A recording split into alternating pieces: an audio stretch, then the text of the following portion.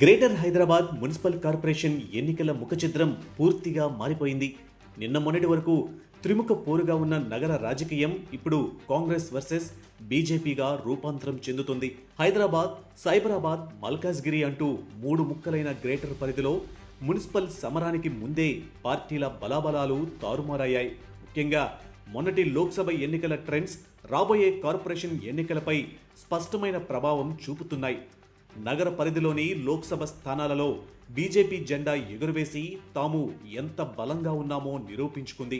గత జీహెచ్ఎంసీ ఎన్నికల్లో 48 డివిజన్లు గెలిచిన కమలం పార్టీ అదే ఊపుతో ఈసారి ముఖ్యంగా మల్కాజ్గిరి మున్సిపల్ కార్పొరేషన్లో మేయర్ పీఠం దక్కించుకోవాలని వ్యూహాలు రచిస్తుంది.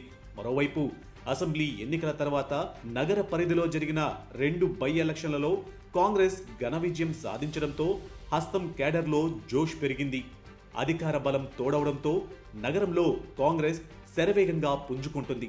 అయితే ఈ మార్పులు అన్నింటిలో ఘోరంగా దెబ్బతిన్నది మాత్రం బీఆర్ఎస్ పార్టీనే. 2020 ఎన్నికల్లో 56 స్థానాలతో గ్రేటర్లో సింగిల్ లార్జెస్ట్ పార్టీగా నిలిచిన గులాబీ దళం ఇప్పుడు ఉనికి కోసం పోరాడాల్సిన దుస్థితి ఏర్పడింది. లోక్సభ ఎన్నికల్లో 3వ స్థానానికి పడిపోవడంతో జీహెచ్ఎంసీ మేయర్ గద్వాల్ విజయలక్ష్మితో పాటు మెజారిటీ కార్పొరేటర్లు, కీలక ఎమ్మెల్యేలు కాంగ్రెస్ కండువా కప్పేసుకున్నారు. దీంతో బీఆర్ఎస్ సాంప్రదాయ ఓటు బ్యాంకు కాస్త కాంగ్రెస్ ఖాతాలోకి షిఫ్ట్ అయిపోయిందనే విశ్లేషణలు వినిపిస్తున్నాయి.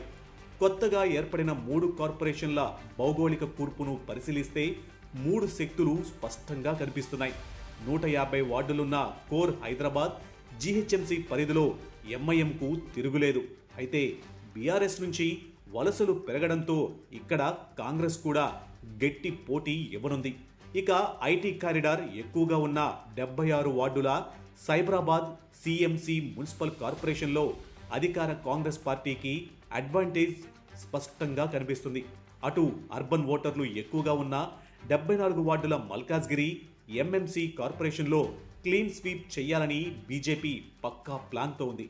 ఇక మైనారిటీ ఓటు బ్యాంకు కూడా బీఆర్ఎస్ నుంచి కాంగ్రెస్ వైపు మళ్లడం, ఎంఐఎంతో కాంగ్రెస్ దోస్తీ నడుస్తూ ఉండడంతో అధికార పార్టీ మరింత స్ట్రాంగ్ అయింది.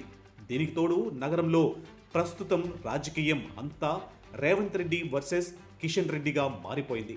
ప్రతి వేదికపైన రేవంత్ రెడ్డి బీజేపీని టార్గెట్ చేస్తుంటే బీజేపీ నేతలు కూడా అదే స్థాయిలో కౌంటర్లు ఇస్తున్నారు.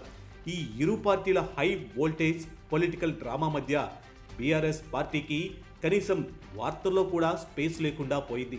రాబోయే మున్సిపల్ పోరు దాదాపు బీఆర్ఎస్ రహిత ఎన్నికలుగా మారబోతుంది. హైదరాబాద్ను ఎంఐఎం సేఫ్గా ఉంచుకోగలిగితే మిగిలిన సైబరాబాద్, మల్కాజ్గిరి మేయర్ పీఠాల కోసం కాంగ్రెస్ బీజేపీల మధ్య డూ ఆర్ డై సమరం జరగడం ఖాయం.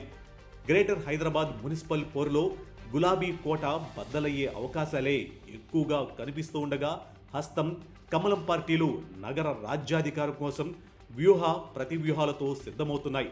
మరి ఈ ద్విముఖ పోరాటంలో నగరు ఓటరు దేవుడు ఎవరికి పట్టం గడతాడో చూడాలి.